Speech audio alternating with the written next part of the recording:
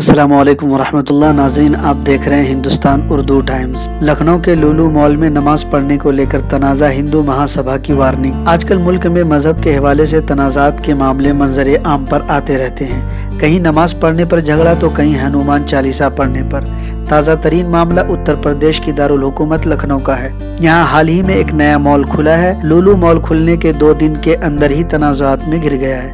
در حقیقت مال میں نماز ادا کرنے کی ایک ویڈیو سوشل میڈیا پر وائرل ہوئی، جس میں کچھ لوگوں کو مال کے شاپنگ ایریا میں نماز ادا کرتے ہوئے دیکھا جا سکتا ہے۔ اس ویڈیو کے وائرل ہونے کے بعد ہندو تنظیموں نے اس پر سخت رد عمل کا اظہار کیا۔ ناظرین، آپ کو بتا دیں کہ آل انڈیا ہندو مہا سبھا نے انتباہ جاری کرتے ہوئے کہا کہ اگر مال میں دوبارہ نماز پڑھی گئی تو وہ ہنومان چالیسا پڑھ کر اس کے خلاف احتجاج کرے گی۔